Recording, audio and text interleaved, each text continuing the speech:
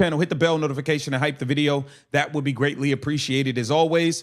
Let's get right into things. So Stephanie White took to the podium and she went on to address Caitlin Clark's minutes. And it's just like, bro, can we get some transparency? Like, you literally played her on the same minutes restriction. Like, literally. Like, she didn't even play as much as she played last game. Like, she literally was. There's a pattern of dishonesty worth pointing out here. Head coach Stephanie White claimed after the game that Caitlin Clark logged heavy playing time, but the numbers show she stayed within the same restriction that had already been established. The framing before the game didn't match what actually happened on the court. Pre-game comments suggested there was no strict cap, that it would just depend on how she felt in the moment. Clark appeared to be moving fine physically, yet she was still pulled at the end of every quarter with 3+ minutes left on the clock each time. That inconsistency between what was said beforehand and what actually took place raises real questions about the accuracy of the post-game comments regarding playing time and how the team is managing this situation. Was getting pulled for basically 3.45 of every quarter. Same old thing. With Caitlin, how do you think that she looked out there? How is she feeling after, playing the back-to-back? Yeah, she seemed to be feeling pretty good. I mean, I think we'll get more of a sense tomorrow. There were times where I felt like she looked like she was a little off balance, but nothing that I thought was concerning. She played. I thought she played heavy minutes. I thought she did a really good. At the press conference, White addressed Clark's minutes, and the lack of straightforward communication stood out immediately. The playing time matched the prior restriction almost exactly, and if anything, her minutes were slightly lower than the previous outing. She kept getting subbed out with roughly 3 to 4 minutes remaining in each period, following the same pattern as before. A reporter asked how Clark looked on the floor and how she seemed to handle a back-to-back set of games. White responded that she appeared to feel good physically, that a clearer read would come the next day, that there were stretches where her balance looked slightly off but nothing alarming, and that overall, she played heavy minutes and performed well. Nothing that I thought was concerning. She played. I thought she played heavy minutes. I thought she did a really good job. I thought she played heavy minutes. Heavy minutes. Caitlin Clark played 26 minutes. That's heavy minutes. Heavy minutes is like deep into the 30s. 26 minutes is heavy minutes. This lady is diabolical. This lady is diabolical. The claim about heavy minutes doesn't line up with reality. Clark's total playing time landed at 26 minutes, which isn't a heavy workload by any reasonable standard. Heavy minutes would typically mean well into the 30s. Describing 26 minutes that way feels misleading, almost like a deliberate mischaracterization. White continued, saying she noticed some balance issues but nothing concerning, that Clark did well adjusting to what the defense gave her, that her playmaking stood out, and that her shooting wasn't as sharp as the previous game, which made sense given it was her first back-to-back set in a couple of seasons. This lady is diabolical. This lady is diabolical. Just look us dead in the face and lie. Look us dead in our face and lie straight to our face. Times where I felt like she looked like she was a little off balance, but nothing that I thought was concerning. She played. I thought she played heavy minutes. I thought she did a really good job of taking what they gave her. Her facilitating was outstanding. She wasn't making the same kind of shots she was making yesterday, but I think that's to be expected on a back-to-back for the first time in a couple of seasons. That much is accurate. It is her first back-to-back in some time. But greater transparency from the coaching staff would help fans understand what's actually happening. People are purchasing tickets without knowing whether Clark will be under a real restriction or given full freedom to play extended minutes. The situation with another injured starter faces similar ambiguity. Fans shouldn't have to guess about playing time before committing money to attend a game. Before this contest, the messaging suggested no strict limit was in place, yet the actual cap appears to sit around 25 minutes, and she played 26. That's not a coincidence. Describing that workload as heavy, as though she played closer to 35 or 36 minutes, doesn't match the data. Isn't making the same kind of shots she was making yesterday, but I think that's to be expected on a back-to-back for the first time in a couple of seasons. It is her first back-to-back in a couple seasons. I just wish you guys could be transparent with us about what is going on. You have fans buying tickets. Can you let them know if she's actually going to be on a minutes restriction or not? Can you actually let them know before they keep spending money? People don't know if Aaliyah Boston's going to play or not. Just buy your ticket. You don't have to know if Aaliyah Boston's going to play or not. A reporter then asked about a first-quarter technical foul and whether the proximity to a suspension threshold makes that conversation more urgent, since a certain number of technicals triggers a suspension. White said she didn't request an explanation from officials, believed it was a reaction to a call or non-call, and didn't recall the exact circumstance. That technical was unnecessary and reflects a need for more composure in these moments. With the accumulation getting close to a suspension threshold, the team can't afford to lose a player over technical fouls. The intensity and competitiveness are appreciated, but restraint matters here.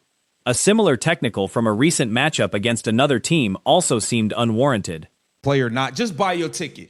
You don't have to know if Aaliyah Boston's going to play or not, just buy your ticket. You don't have to know if Caitlin Clark gets the free reins to play a full allotment of minutes or if she's on a real restriction. Just buy your ticket. Like, come on, bro. Y'all got to start giving people some sort of transparency, man. Like, before the game, you said that she was not on a strict minutes restriction. The minutes restriction been 25 minutes. She played 26 minutes. That's not a coincidence. White acknowledged there are ongoing conversations about it, given the length of the season and the proximity to suspension thresholds, noting some uncertainty about exactly how the penalty structure works beyond that point, and said the team needs to be strategic about technical fouls going forward. Asked about a lopsided advantage in fast break points, something the coaching staff has emphasized, especially on the second night of a back-to-back, White said she was impressed, praised the mental focus, highlighted a strong number of points scored off turnovers, and credited the defense for enabling the preferred pace of play, aside from 2 live ball turnovers around halftime. The defensive improvement in the second half was real, because the first half was rough. The opposing team was shooting close to 60% from three-point range at one stretch. The defensive execution in that opening half was embarrassingly weak. Not a coincidence. To sit there in front of the microphone and say she played heavy minutes when she played 26 minutes. You said heavy minutes like she played 35, 36 minutes. What are you talking about? With Caitlin, got the tech there in the first quarter. Did you get explanation on that technical foul? And then secondly, because it's 6 and 8 you get suspended, does that conversation around that suspension get louder? Yeah, I didn't ask for an explanation. You know, I think there was a reaction probably after a call or no call. I don't remember exactly. A reporter asked how the team stayed together, despite what looked like a sluggish third quarter. White responded by acknowledging a mix of veteran and young players on the roster, and emphasized ongoing communication, awareness, and composure regarding where the team's energy gets directed. She talked about navigating scoring runs, opponent tendencies, and misses without wasting mental energy on things outside the team's control, adding that one player in particular doesn't focus on personal statistics and cares only about winning, which is simply her mentality. No call. I don't remember exactly at that moment. But yeah. Caitlin, I ain't gonna lie. You got to calm down with the text. That tech you got in this game was unnecessary. I got to keep it all the way real. That tech you got in this game was unnecessary. You at 6. At 8, you get suspended. We can't afford you to get suspended because of technical fouls. You gotta relax. I love the fire. I love the passion. You gotta relax. The tech you got in the New York Liberty game wasn't called for, in my opinion. I mean, certainly there are conversations. There's a noticeable habit of the coaching staff praising a particular veteran guard heavily. That player has certainly earned credit for a strong performance. No argument there.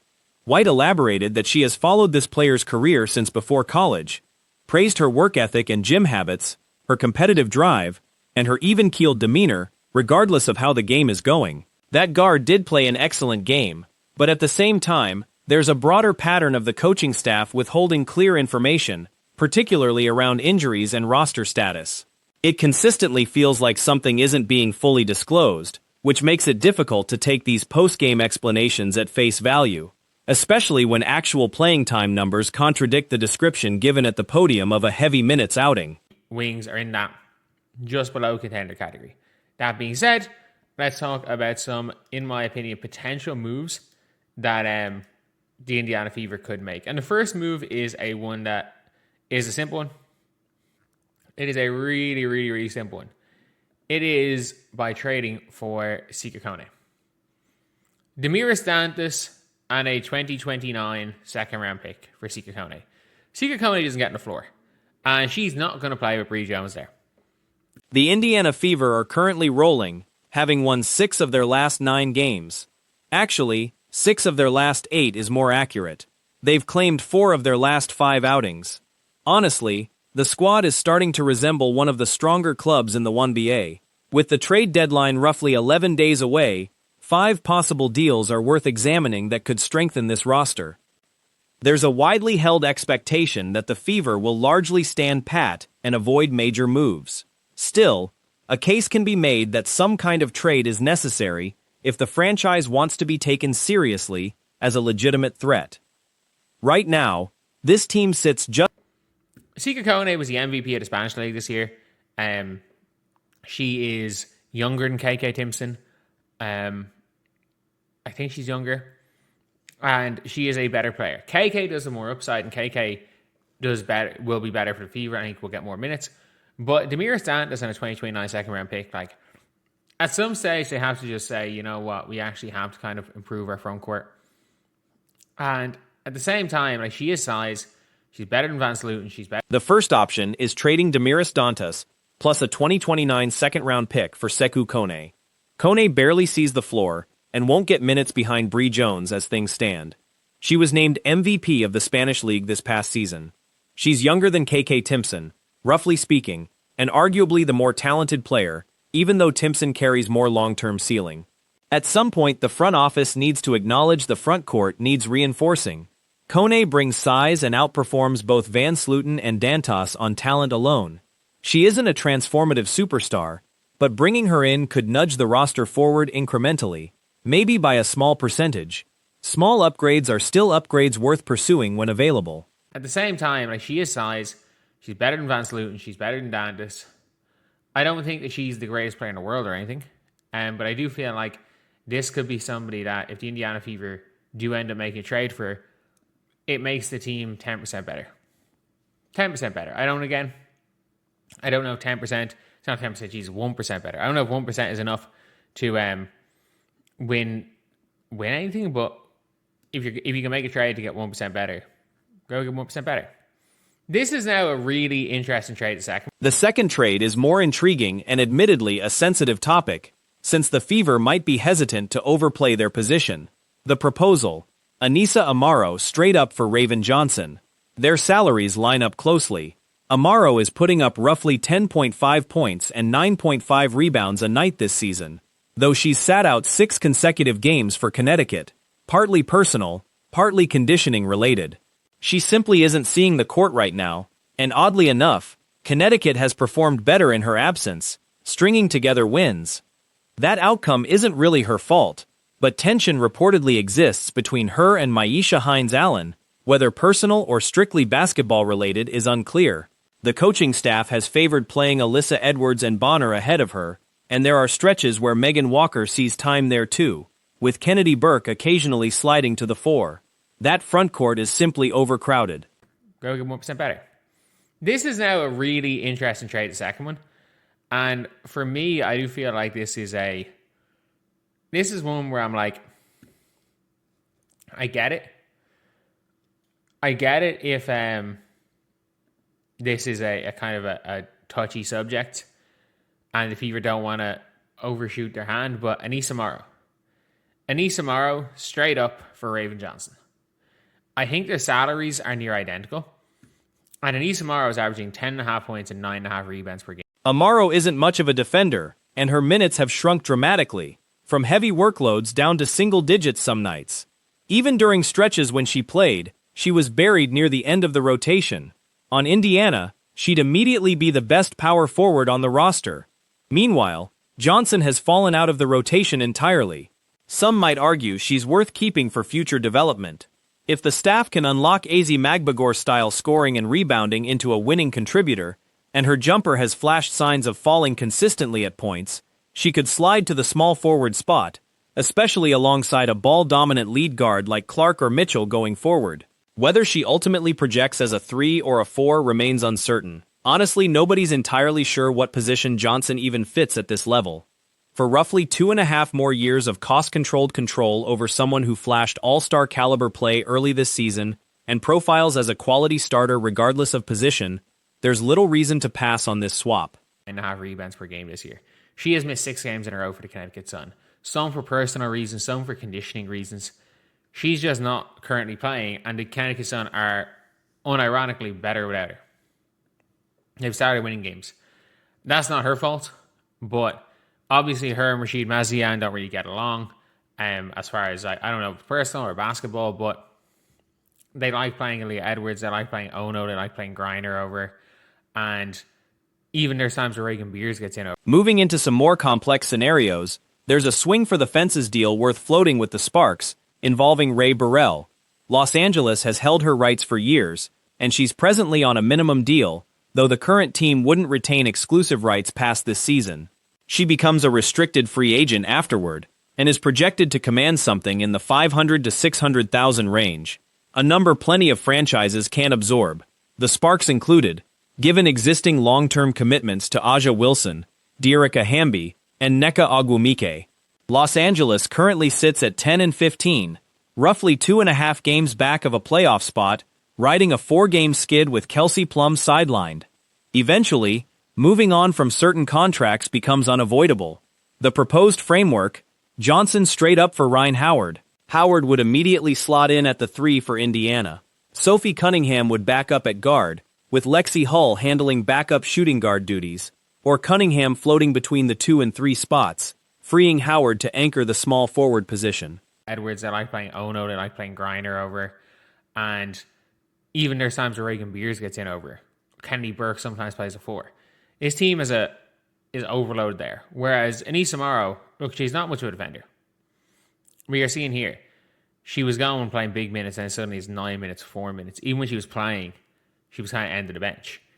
She would be the best power forward in the future. And in my opinion, Raven Johnson's gone out of the rotation.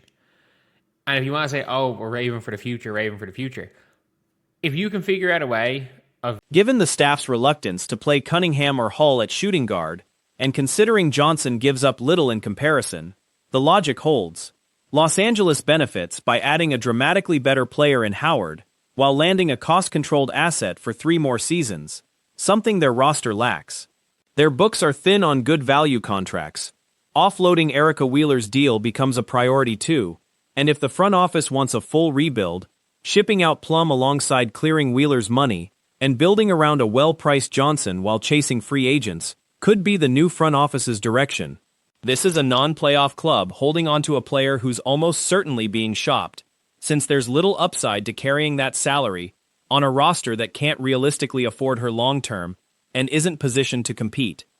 If the Sparks drop 2 more, they're essentially eliminated from postseason contention. Their next stretch includes winnable games against Phoenix, New York, Chicago's Fire, and the Sky, 4 genuinely gettable matchups. Splitting those evenly likely ends their chances. After that stretch comes a brutal run against mostly playoff-caliber opponents, making Howard an even more logical trade chip. She represents a clear upgrade over Hull, and while her defense isn't strong either, Hull's isn't much better. Howard can at least put the ball in the basket, attack off the dribble, and hit an occasional jumper. She's not a star, but she comes cheap on a minimum deal, and Indiana probably wouldn't need to commit long-term unless additional moves follow. If you can figure out a way of making Anissa Morrow a winning player, because it's clear that she can score and she can get boards. If you can figure out a way of making her a winning player, having her beside Aaliyah, and I understand she maybe is a little bit small, fuck it. Her 3-point shot looked like it was falling at some stage. Like, her 3-point shot looked like it was falling. So if you can get that 3-point shot in, you can play her at the 3, especially when you've got a ball-dominant player in Caitlin Clark for the future, or a ball-dominant player in Kelsey Mitchell for the future, whichever way the Indiana Fever decide to go next season. So now for the trickier scenarios, deals that probably won't happen but are worth exploring anyway. both involving expansion franchises, since neither Portland nor Toronto appears headed toward the postseason. Both clubs are fading, much like the Sparks. Portland currently holds the best record among the group, though that likely won't last. Toronto's roster, though, has some interesting pieces. One target, Marine Condé. She's 29, a longtime standout overseas, currently in her rookie WNBA season, averaging 8.6 points, 4.4 rebounds, and 2.4 assists. Standing 6'3", she can play multiple wing and forward spots, rebounds solidly, and defends well, likely the best perimeter defender Indiana would have, admittedly a low bar. Since she's on a minimum salary, Toronto would need additional value thrown in to make it worthwhile, someone with similar low-cost flexibility to Van Sloten. The framework, Condé for Van Sloten, Indiana's 2027 second-round pick, plus a pair of pick swaps in 2028 and 2029. From Toronto's perspective, there's real upside if Indiana struggles. Since 2 pick swaps could convey, Indiana would likely be comfortable including them, given the odds of conveyance are typically low, though recent examples with Chicago show those odds can shift unexpectedly, as an unlikely swap now looks like it will convey after all. Something similar happened with Dallas, where nobody expected pick swaps attached to a 2023 trade following a 2-seed finish in 2022 to matter, and it turned messy. There's inherent risk in surrendering multiple swaps, but if Indiana stays competitive, the risk becomes irrelevant. Effectively, this amounts to landing Condé for a bench forward and a second-round pick, tremendous value considering she'd be a legitimate starting small forward, capable of sliding up to a small ball 4, someone who can knock down shots, create off the dribble, and defend. This would be an easy call. The pick swaps are included because that's likely the only way Toronto engages, given how solid Hines Allen already is for them. But a piece like Howard still carries appeal for a rebuilding club. Toronto might take that gamble, especially if Indiana leans toward Clark over Mitchell next season and stumbles, or if Boston gets hurt and the team misses the postseason entirely, suddenly generating multiple lottery entries and a real shot at the top pick, or a significant jump up the draft order. That risk could be worth taking if the front office believes in a 3-year competitive window, considering Boston is only 24. Whichever way the Indiana Fever decide to go next season. So, whether she's a 3 or a 4, she's better than we don't know if she's going to be a 3 or a 4 long term. We don't even know what position Raven Johnson's able to play at the W level. And for 1 more year of cost control, for 2 years, 2.5 years of somebody who could be legitimately I'm not going to say all-star, but was looking like an all-star at the start of the year, but who could be a really good starter for this team, whether it be the 3 or the 4. Yeah, I know. If Indiana somehow pulled this off, it would be a massive coup. There's also a player on Portland worth flagging as an outstanding fit for the Fever, currently earning $325,000 this year, $341 next year, and $357 the following year. Remarkably cheap money for 3 seasons. Similar territory to Louisa Geiselsoder. What would it cost to land Geiselsoder? She's a 6'4" shooting big, with solid shot blocking instincts and decent passing for her size, though her role has diminished lately, with Sarah Williams overtaking her in the rotation and Megan Gustafson outperforming her recently. Despite starting the year in the lineup, she's still been a genuinely good player overall. A similar package could also target Bonner, but Geiselsoder feels like the ideal fit, given her outside shooting, combined with some interior ability, letting Boston operate either facing the basket or with her back to it.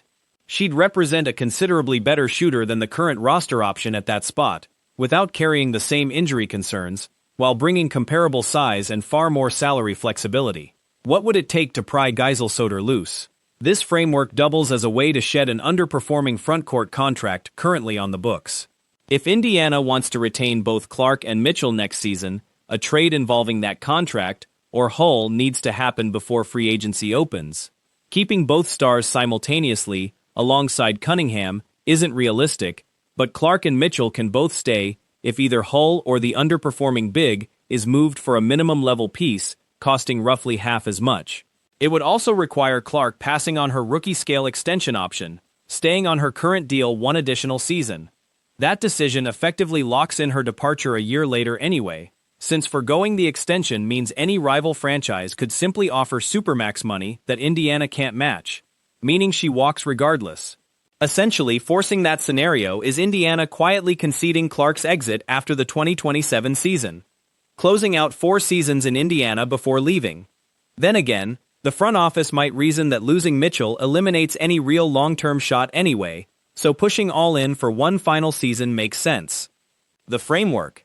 Indiana sends out the underperforming big, a 2028 second-round pick, third-round selections in 2028 and 2029, plus first-round pick swaps in both those years.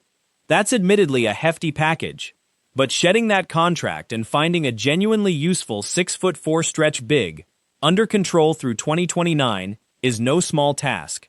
That player would be locked in for 3 seasons, 2026 through 2028, offering a dramatically better version of Dantas, someone capable of starting alongside Boston, or serving as an actual quality reserve big, a luxury this roster hasn't had if KK Timpson remains the starter. Clearing that money also preserves flexibility down the line, whether that means going all in for one final year around Clark, Boston, and Mitchell before the group inevitably breaks apart, or preserving longer-term optionality. Losing Clark seems close to guaranteed either way, but if the organization genuinely believes contention is within reach, gambling on one more shot might be worth the cost. It would take a considerable haul to move on from that front-court contract and bring in affordable center depth, but it may be necessary. That covers the breakdown. Feedback on which of these proposed deals makes the most sense, or whether none of them do, would be worth considering. One additional name worth mentioning in a similar trade framework is Frida Bone from Portland, another player on a notably cheap extended minimum level contract.